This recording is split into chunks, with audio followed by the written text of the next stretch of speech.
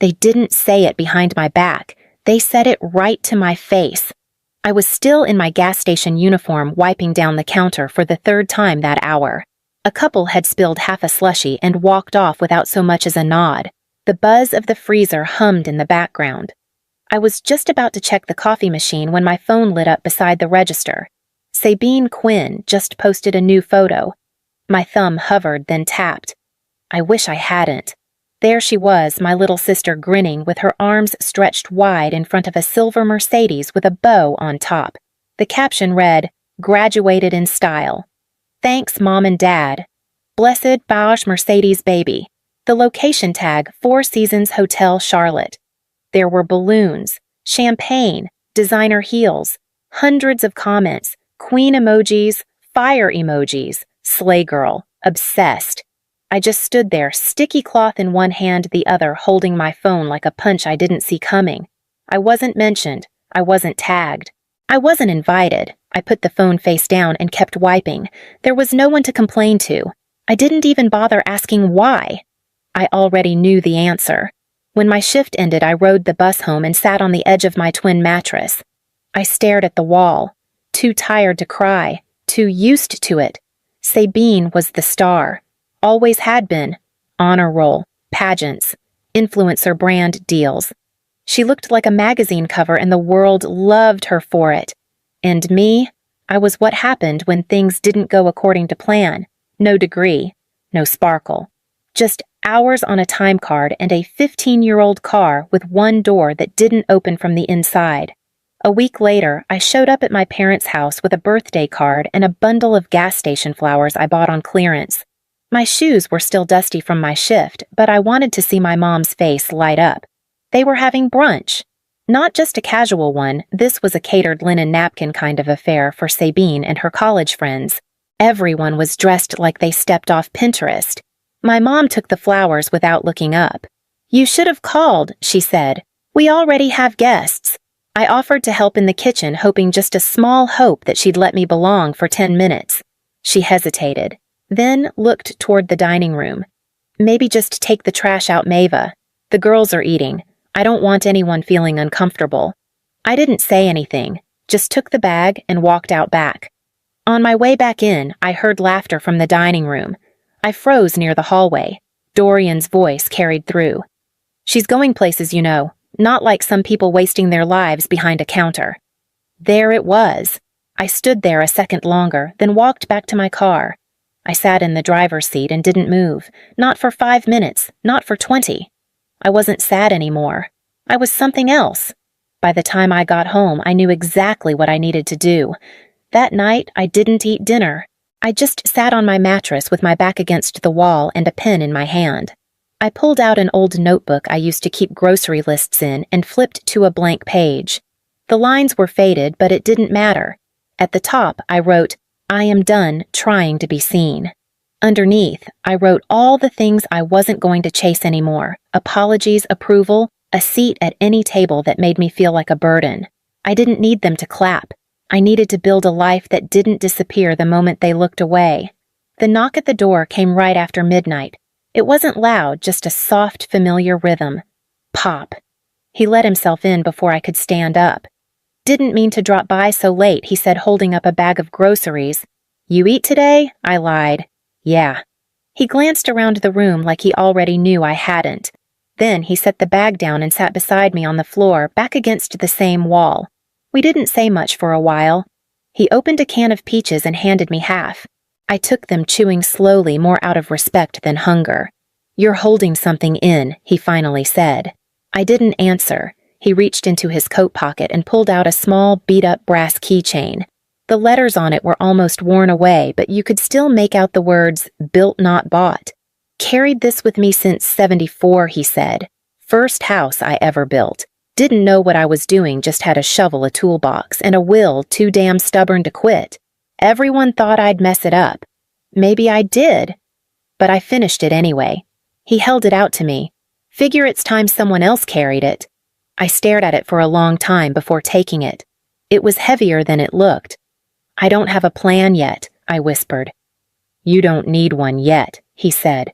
Just keep stacking bricks, mental, emotional, financial, whatever kind you've got. A foundation shows up if you do.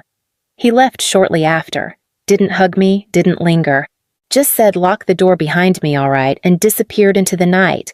I sat there for a while, just me and the keychain. Then I reached for a crumpled gas station receipt on the floor and flipped it over. I wrote 4 words in all caps, build something they can't ignore. And for the first time in a long time, I felt like I was beginning something. Not flashy, not loud, but mine. I didn't know where to begin, so I started with Google. How to build something from nothing. That was the first thing I typed.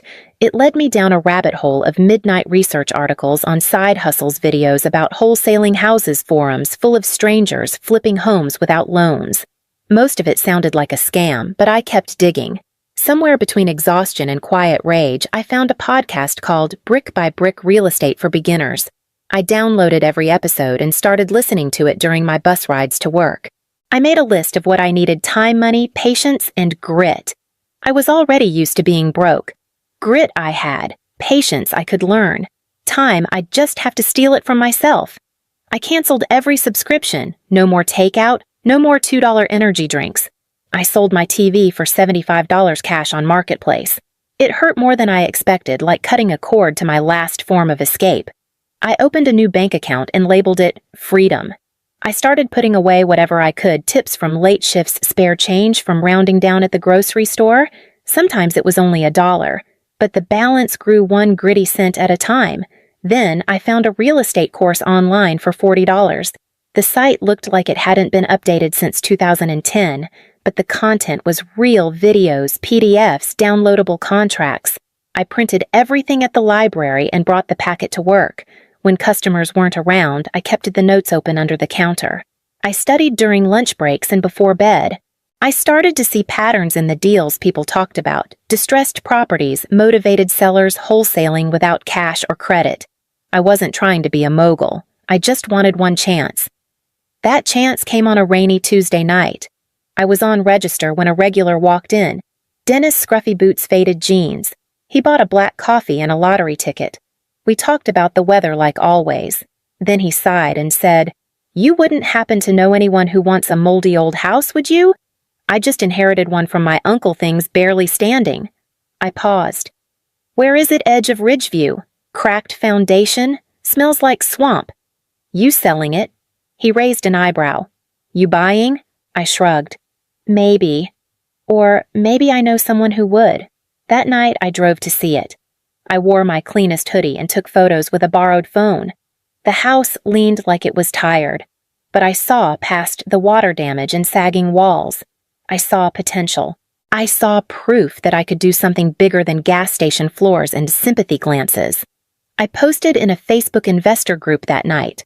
One woman responded. Her name was Janelle. She asked for numbers.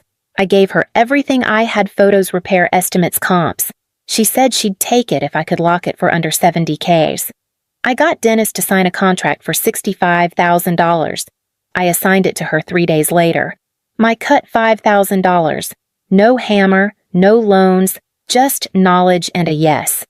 I used part of the $5,000 to register my LLC. Marvin Properties, a name stitched from mine and Pop's Mava and Calvin.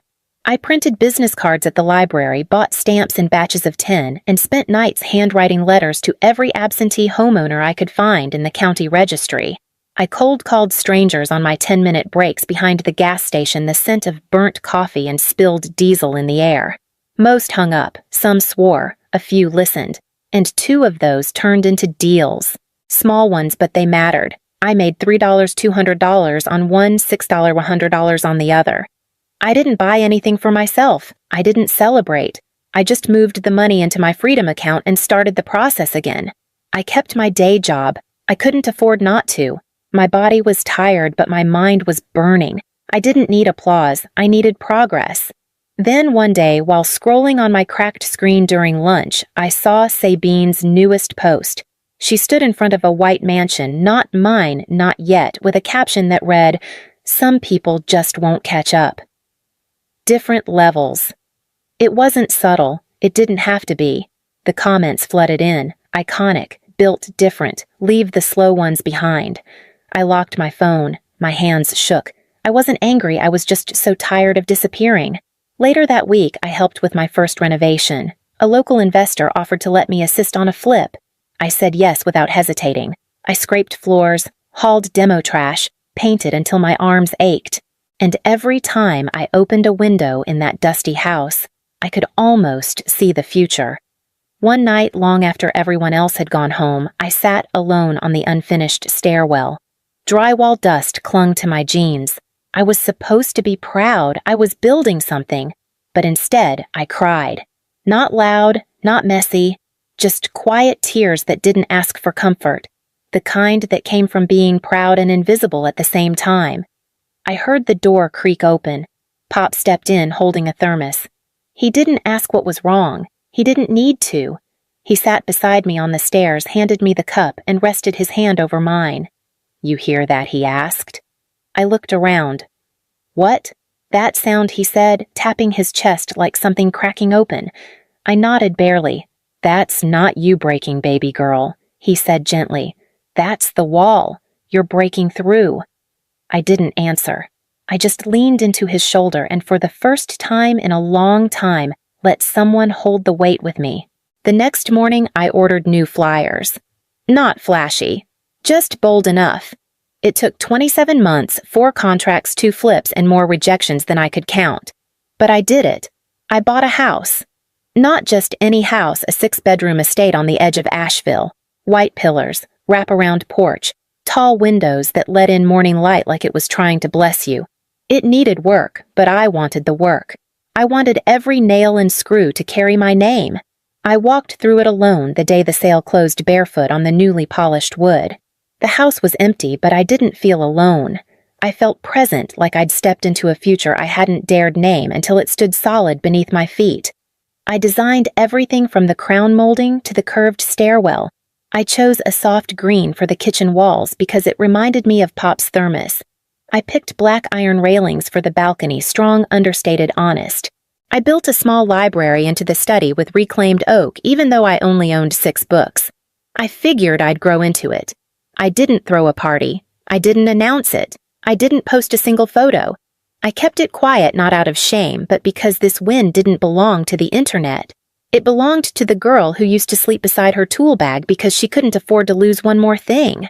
The listing hadn't been updated yet. The house had only come off the market 3 days earlier, and the photos were still circulating on rental sites. I didn't think much of it until I heard tires crunching over gravel outside my gate. I looked up from the dining table I was polishing. A black Range Rover was easing up the drive. It was Sabine's. I stood still. A moment later, the doors opened, and out stepped my mother, my father Sabine, and a woman I didn't recognize, probably a friend or a photographer. Sabine was dressed in head-to-toe cream. She walked like she'd done it 1,000 times, chin-high, phone out, recording everything. My parents followed close behind, as if they were inspecting a model home, unaware they'd just walked into something they had no idea how to value. I stepped onto the porch, holding the keys, heart steady. They hadn't come to see me. They didn't even know I lived here. They thought this was another luxury backdrop for Sabine's curated life. But this wasn't a rental. And I wasn't the help. I waited until Sabine tilted her head for a better selfie angle, until she looked toward the door and froze. I didn't say anything, not yet. I just let the keys hang loose in my hand, the sun catching the brass the same way her caption used to catch hearts. Sabine saw me first. Her phone dipped a little, confused, like her screen wasn't syncing with reality. Then she squinted and took a few steps closer. My mother followed, adjusting her sunglasses. My father lingered by the car, arms crossed, already judging the landscaping. Sabine tilted her head. "Mava." "What are you doing here?" I didn't move.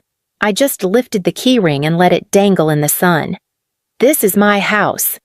Sabine laughed, a short burst that didn't quite land. "Wait, are you staging it or something? Like working the open house?" "No," I said calmly.